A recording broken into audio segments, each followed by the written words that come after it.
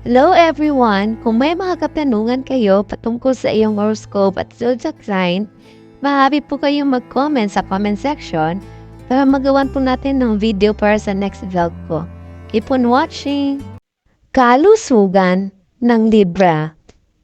Ang Libra, ang huling air sign, ay namamahala sa lower back, kidney, ovaries, urinary tract, at adrenal glands. Ang mga katutubo na nagdurusa sa Libra sa kanilang horoscope ay dapat mag-ingat na mga karamdaman na may kaugnayan sa mga organ na ito. Ang naghaharing planetang Venus ay may hawak na kapangyarihan sa balat, buhok at mga ugat. Gayon din sa lalamunan, bato at reyon ng lumbar. Mahusay ka sa pagkamit ng balanse sa iyong kalusugan at dieta. Gayon din, mas gusto mong bumuo ng equilibrium sa lahat ng bahagi ng iyong buhay.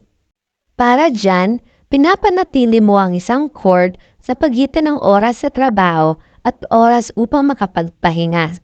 May posibilidad kang maging sobrang aktibo at hindi mapakali. Kailangan mong lumayo sa mga walang pag-iisip na aksyon dahil maaari itong magdulot ng stress at tensyon. May ugali kang magtrabaho sa ilalim ng mga tinding mga kondisyon. Dahil sa labis na trabaho, maaari kang magdusa sa nerbiyos ng pagkahapo at humantong din sa hindi magandang gawi sa pagkain. Gayon din, maaari itong humantong sa tuyong balat, tuyong buhok at hindi pagkakatulog. Dahil sa sistematikong labis na karga, nakakaramdam ka ng pagod at panghihina kung minsan. Gayon din, maaari ka ring magdusa mula sa pagkawala ng memorya, kaya ang pagkakaroon ng tahimik na oras at pakinabang missimulation ay magiging malaking pakinabang sa iyo. Dahil ito ay magpapahintulot sa iyong nervous system na mag-recharge. Mga posibleng alalahanin sa kalusugan. Bagamat mayroon kang isang malakas na estruktura ng kalansay, karaniwan mong nasusumpungan ang iyong sarili na nahihirapan sa isang hindi malinaw na pananakit sa iyong ibabang likod. Ang pananakit ng likod ay maaaring dahil sa sobrang tagal na pag-upo sa isang lugar. Ikaw ay madaling kapitan ng sakit sa bato at mga breakout sa balat na maaaring magdulot ng pagkabalisa. Iwasan ang pag-inom ng alak at ang mga pagkain na mahirap matunaw. Ang pag-inom ng maraming tubig ay magiging kapaki-pakinabang para sa iyo dahil ito ay mapanatili ang iyong system na ma-flush. Na libre mula sa toxins. Maaari kang dumanas ng mga sakit sa tiyan at pantog at mga karamdaman na may kaugnayan sa daanan ng ihi.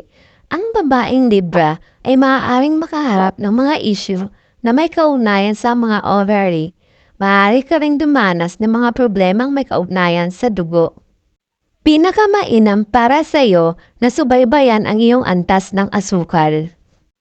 Pagkain para sa Libra. Ang isang mahusay na halaga ng sodium phosphate sa iyong dieta ay makakatulong dahil ito ay katumbas ng balanse ng mga acid at alkali sa katawan at inaalis ang katawan ng basurang material. Ang mabubuting pinagmumula ng pagkain para sa mineral na ito ay mga whole grains, oats, mansanas, ubas, strawberry, pasas, steamed vegetables, spinach, kamatis, peas, carrots, corn, non-dairy cheese, vegan yogurt, asparagus, nuts, and almonds. Pinakamahusay na gumagana ang lalaki at babae ng Libra sa isang high-protein diet na may kaunting taba, asukal at mga pagkaing gumagawa ng acid. Gayon din, dapat kang uminom ng maraming tubig upang mapanatiling flushed out ang iyong mga system at walang mga lason. Dapat mong iwasan ang alak, karne, paggawaan ng gatas, carbonated na inumin, yeste na pagkain at pinong asukal dahil ang iyong sensitibong balat ay maaapektuhan ng paggamit nito. Ang alak at carbonated na inumin ay masama para sa bato.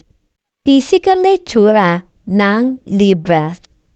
Ang mga lalaking Libra ay may posibilidad na matangkad at nagtataglan ng proportional na katawan. Ang babaeng Libra ay may katamtamang taas at may pangangatawan at may posibilidad na tubaba sa katamtamang edad.